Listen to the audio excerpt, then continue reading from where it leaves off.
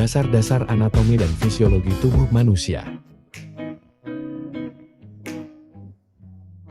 Apa itu anatomi?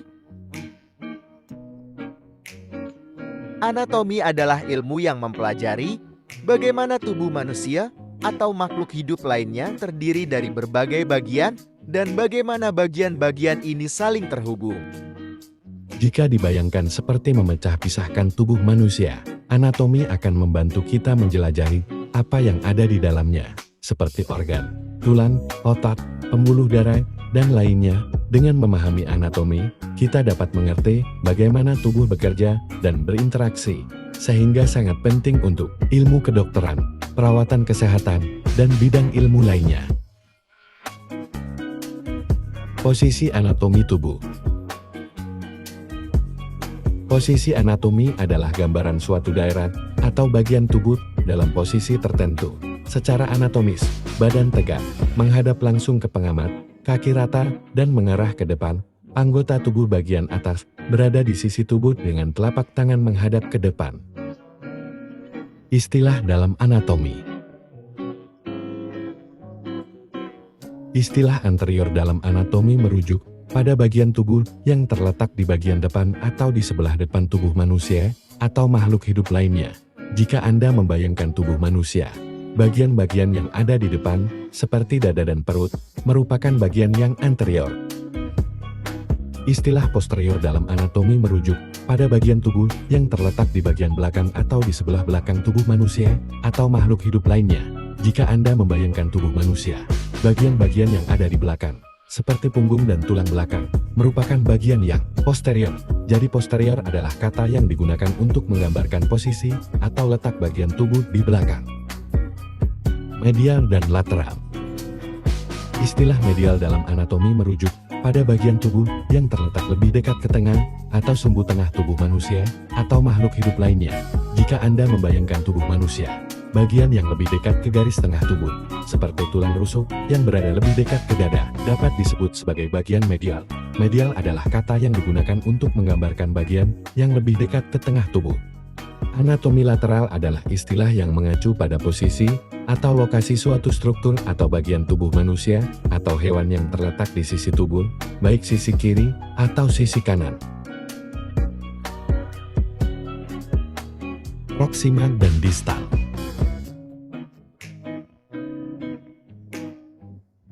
Proksimal adalah istilah yang digunakan untuk menyebut bagian tubuh yang dekat atau lebih mendekati titik awal atau pusat tubuh.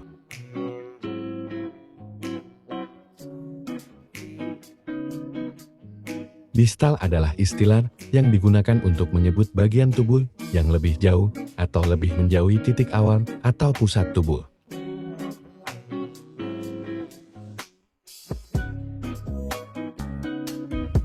Superficial dan profunda. Superficial secara singkat berarti sesuatu yang terletak dekat atau di permukaan, tidak terlalu dalam atau mendalam. Dalam konteks medis, ini merujuk pada bagian yang terletak di dekat permukaan tubuh atau organ. Profunda adalah sesuatu yang terletak lebih dalam atau menjauh dari permukaan. Berlawanan dengan superficial, dalam konteks medis, istilah ini mengacu pada bagian yang terletak lebih jauh di dalam tubuh atau organ. Dorsal dan caudal. Dorsal adalah istilah yang digunakan untuk mengacu pada bagian belakang atau punggung tubuh manusia. Contoh penggunaan istilah dorsal dalam konteks anatomi. Tulang belakang adalah struktur dorsal dalam tubuh manusia. Caudal adalah istilah dalam anatomi yang merujuk pada bagian atau struktur tubuh yang terletak di bagian ekor atau bagian bawah tubuh. Pronasi dan supinasi.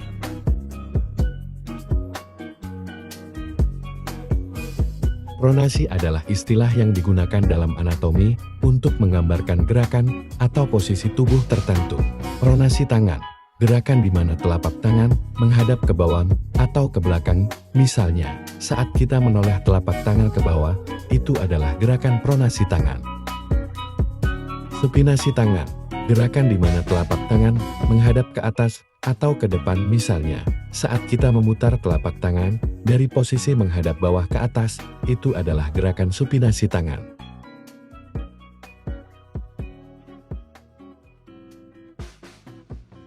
Bidang anatomi. Bidang koronal adalah istilah dalam anatomi yang mengacu pada potongan atau irisan yang memotong tubuh manusia atau makhluk hidup lainnya secara vertikal, yang memisahkan tubuh menjadi dua bagian, yaitu bagian depan anterior dan belakang posterior. Bidang sagital adalah istilah dalam anatomi yang digunakan untuk menggambarkan potongan tubuh manusia atau makhluk hidup lainnya yang memotong tubuh menjadi dua bagian, yaitu bagian kiri dan kanan. Bidang melintang adalah istilah dalam anatomi yang digunakan untuk menggambarkan potongan tubuh manusia atau makhluk hidup lainnya yang memotong tubuh menjadi dua bagian, yaitu bagian atas dan bawah. Jaringan dan sistem tubuh manusia.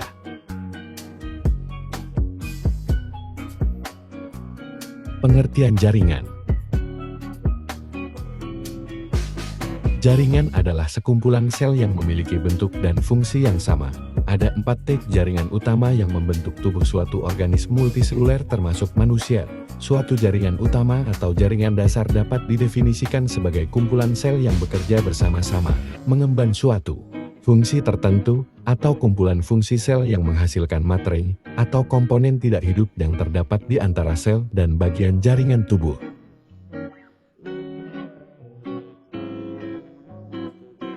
Macam-macam jaringan tubuh manusia. Jaringan epitel. Sel-sel tersusun rapat dengan sedikit substansi perekat di antaranya sebagai pelindung tubuh, menutup seluruh permukaan luar seperti permukaan kulit dan membentuk kelenjar-kelenjar. Jaringan epitel terdiri dari epitelium penutup dan epitelium kelenjar glandula serta 3 bentuk utama dari sel epitel, yaitu squamous, cuboidal, kolumnar.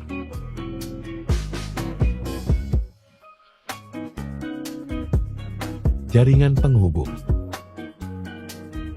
Jaringan ikat atau penghubung konektif. Umumnya sel-sel terpisah jauh oleh sejumlah substansi intersel yang relatif bisa mendukung dan memelihara organ tubuh secara bersama-sama. Sel jaringan ikat dibedakan menjadi 6 macam, yaitu sel makrofag, sel mast, sel fibroblast, sel lemak, sel pigment, dan sel plasma. Macam-macam jaringan ikat terdiri atas jaringan ikat embrional, jaringan ikat arloral, jaringan ikat gembul, serta jaringan ikat fibrosa, dan jaringan ikat kenyak. Fungsi 1. Membuat bahan-bahan interseluler. 2. Membuat sel-sel darah. 3. Fagositosis, memakan bakteri atau benda asing yang masuk ke dalam tubuh.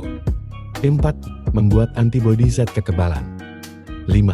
Membuat heparin, yang berfungsi mencegah pembekuan darah selama di dalam saluran-salurannya.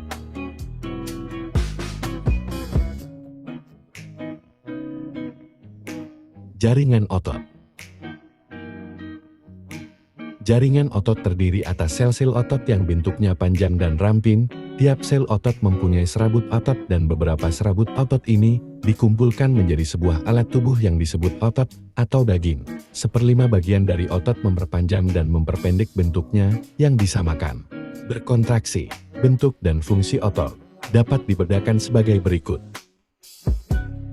Otot serat lintang atau otot lurik terdiri atas sel otot yang di dalamnya menyerupai garis-garis melintang warna merah tua dan dapat berkontraksi menurut kemauan kita, termasuk otot sadar, terdapat hampir di seluruh badan atau menjadi dinding badan.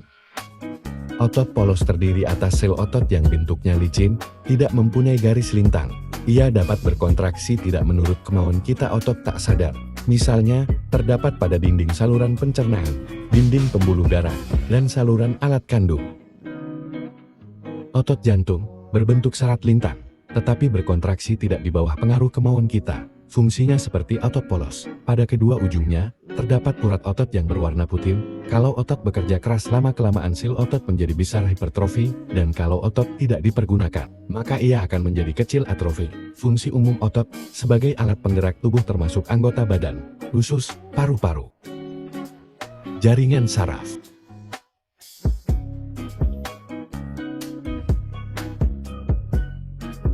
Jaringan saraf terdiri atas sel saraf yang panjang dan halus, mempunyai inti sel dalam protoplasma yang agak tebal, bentuk saraf, seperti bintang mempunyai ekor panjang, dendrit.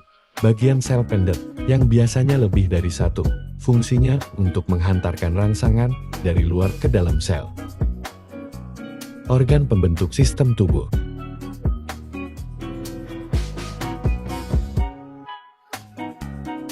Sistem rangkap. Rangka manusia tersusun dari 206 tulang yang dihubungkan tendon, ligamen, dan tulang rawan. Di dalam sistem otot manusia terdiri atas 600 otot. Fungsi dari otot yaitu membantu pergerakan tubuh, aliran darah, dan menjalankan fungsi tubuh lainnya. Sistem peredaran darah memiliki 3 fungsi, yaitu mengedarkan darah ke seluruh tubuh, melindungi tubuh melalui sel darah putih untuk melawan kuman yang telah masuk ke dalam tubuh, mempertahankan homeostasis keseimbangan kondisi tubuh pada beberapa kondisi internal. Sistem pencernaan melibatkan organ-organ yang disebut sebagai saluran pencernaan. Saluran pencernaan dimulai dari organ yang ada di mulut hingga usus besar. Sistem endokrin terdiri dari beberapa kelenjar yang mengeluarkan hormon ke dalam darah. Kelenjar tersebut yaitu hipotalamus, kelenjar pituitari, kelenjar pineal, kelenjar tiroid, kelenjar paratiroid, kelenjar adrenal, pankreas, dan kelenjar kelamin gonad. Sistem anatomi manusia selanjutnya yaitu sistem saraf. Sistem saraf memiliki fungsi untuk mengumpulkan, mengirimkan, dan memproses informasi dalam otak dan saraf. Sistem pernapasan berfungsi untuk menyediakan oksigen ke seluruh tubuh, mengeluarkan karbon dioksida, serta produk limbah lainnya yang dapat mematikan jika dibiarkan menumpuk. Sistem kekebalan tubuh berfungsi untuk pertahanan tubuh terhadap bakteri, virus, dan patogen lainnya yang berbahaya. Getah bening, limpa, sumsum tulang, limfosit termasuk sel B dan sel T, timus, dan leukosit termasuk dalam sistem kekebalan tubuh. Sistem limfatik merupakan sistem yang berperan pula terhadap pertahanan tubuh. Sistem limfatik terdiri dari kelenjar getah bening, saluran getah bening, dan pembuluh getah bening. Tugas utamanya yaitu membuat dan menyalurkan getah bening yang dapat membantu tubuh melawan infeksi. Sistem ekskresi berfungsi untuk mengeluarkan zat sisa yang tidak dibutuhkan lagi oleh manusia. Organ-organ ekskresi terdiri dari ginjal, hati, kulit, dan paru-paru.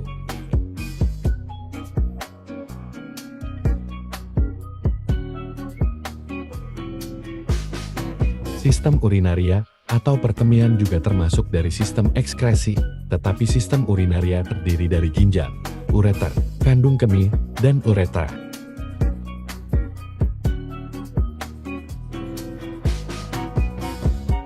Sistem reproduksi manusia terdiri dari 2 jenis, yaitu sistem reproduksi wanita dan pria. Kedua jenis tersebut sama-sama berfungsi untuk menghasilkan keturunan. Anatomi tubuh manusia yang terakhir yaitu sistem indera, yang berfungsi sebagai penerima rangsangan yang berasal dari lingkungan sekitarnya.